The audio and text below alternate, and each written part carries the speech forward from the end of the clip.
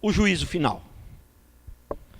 Aqui, Mateus 25, 31, até o 41.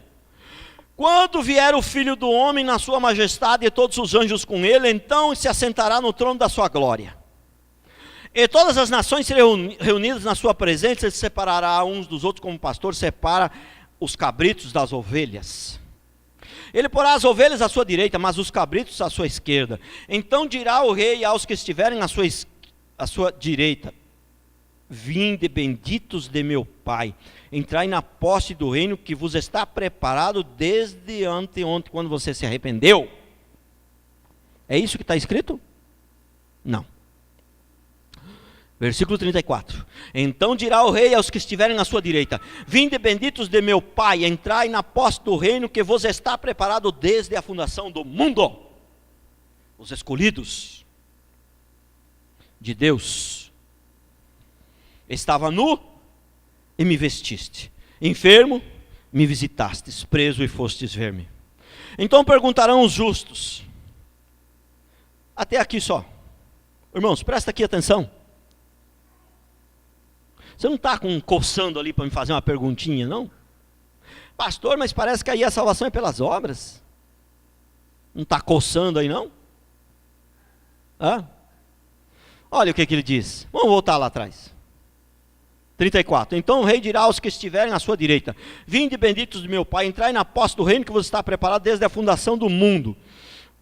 Porque estava nu e me vestiste, enfermo e me visitastes, preso e foste ver-me. Mas espera aí, parece que a salvação é pelas obras, né? Por que parece? Parece, sabe por quê? Porque a fé e as obras, elas andam juntas. Como é que você sabe quem tem fé? É pelas obras. A salvação é única e exclusivamente pela fé. Mas quem tem fé vai ter obras. Não tem como ter fé e não ter obras. Portanto, esse povo que não tem obras, esse povo que vive no pecado, vai tudo para o inferno.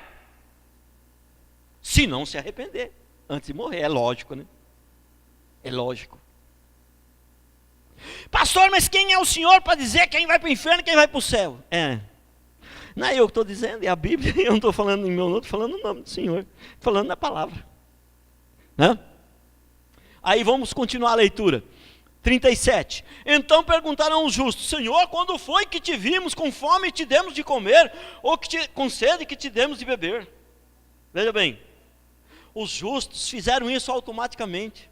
Eles não estavam fazendo, eles não estavam prestando atenção se estava fazendo, eles não estavam fazendo para receber algo em troca, eles não estavam fazendo, eles fizeram isso automaticamente. Se ele tem fé, se ele nasceu de novo, isso vai fluir naturalmente. Você vai ter prazer, você vai fazer isso automaticamente. Não fez pensando em receber algo em troca, não fez pensando em Deus pagar a dívida, ele não fez pensando: eu vou fazer o bem, vou ajudar, vou visitar os doentes, porque aí Deus vai me dar um carro zero. Ele não fez pensando nisso, ele nem lembrava que ele tinha feito. Ele não fez pensando em receber algo em troca. Então perguntaram os justos: Senhor, quando foi que te vimos com fome, te demos de comer? Ou com sede, te demos de beber? E quando te vimos forasteiro, te hospedamos? Ou nu, e te vestimos? E quando te vimos enfermo ou preso, e te fomos visitar? O rei respondendo lhe dirá: em verdade vos afirmo, sempre que o fizestes a um dos meus pequeninos, a mim os fizestes. Então o rei dirá também aos que estiverem à sua esquerda: apartai-vos de mim, malditos, para o fogo eterno preparado para o diabo e os seus anjos. Entendeu? Se a gente fosse continuar a leitura aqui, quando ele chega naqueles que não tinham obra, né? Aqueles que não tinham obra, aqueles eles falaram que fizeram. Quem tinha obra de verdade falou: Senhor, quando foi que nós fizemos? Aqueles que não tinham falaram: Senhor, mas nós fizemos isso, fizemos aquilo. Não. Lá em Mateus 7, então, os falsos profetas: mas Senhor, nós expulsamos o demônio em teu nome, nós fizemos milagre, fizemos muita coisa. Né?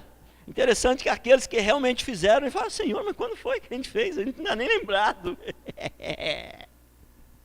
Que coisa, né, irmãos? Que coisa, né? Ah, meu Pai santo, Deus amado, querido Deus. Mais um texto aqui, ó.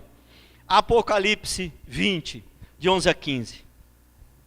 Vi um grande trono branco e aquele que nele se assenta, de cuja presença fugiram a terra, o céu, e não se achou lugar para eles. Vi também os mortos, os grandes e os pequenos, postos em pé diante do trono. Então se abriram livros. Livros. Livros. Quais são os livros? Né? A Bíblia. E o outro livro qual é? O livro da vida. O livro da vida é da sua vida, a sua história, o seu testemunho de vida, o que você fez, o que você deixou de fazer. Vão se abrir esses livros, entendeu? Vai ser comparado se bate ou não bate. Não?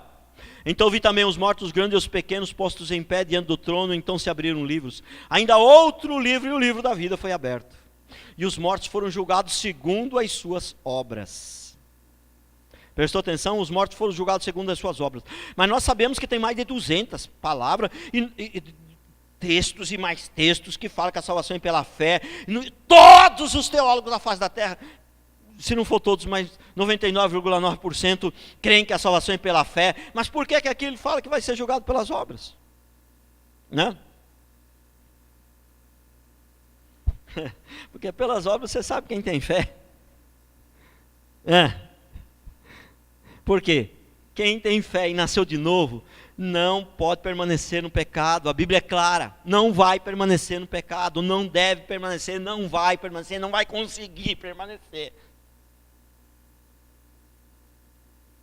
Quem nasceu de novo, o pecado é acidental, porque a natureza velha ainda continua ali, e vai te dar umas derrubadas de vez em quando, mas a natureza de Cristo que está em nós, ela é maior e ela sempre vai vencer. O Senhor mesmo disse que Ele vai completar a obra que Ele já começou nas nossas vidas. Qual que é a obra que Ele começou? A salvação, e Ele mesmo é que vai completar. Você está pensando que você foi salvo pela sua força do braço? Não. Todo crente sabe que a salvação é de graça. Mas muitos crentes acham que aí, depois que converteu, aí o resto agora é comigo. Agora, é eu que tenho que... Né? Nada. Tudo é graça também. Lógico que nós temos que trabalhar. Né? Tudo que você faz de ruim, tudo que você faz de bom, é Deus que está fazendo, não é você. Tudo que você faz de ruim, aí é você mesmo. Aí você é responsável pelos seus atos. Por isso que as pessoas não entendem. Por que nós somos responsáveis pelos nossos atos? Se tudo é Deus que faz. O que é de bom, tudo é Deus que faz. Mas o que é de ruim é nós que fazemos. Então nós somos responsáveis pelos nossos atos. Então, lendo aqui, onde que eu parei? 13, vai. Deu o mar os mortos que neles estavam. A morte e o além entregaram os mortos que nele havia. E foram julgados um por um segundo as suas obras. Então a morte e o inferno foram lançados para dentro do lago de fogo. Significa isso aqui, a morte e o inferno foram lançados para dentro do lago. Nunca mais vai ter morte. Acabou a morte. Esta é a segunda morte, o lago de fogo. E se alguém, aí versículo 15, né? Se alguém não for achado escrito no livro da vida, esse será lançado para dentro do lago de fogo.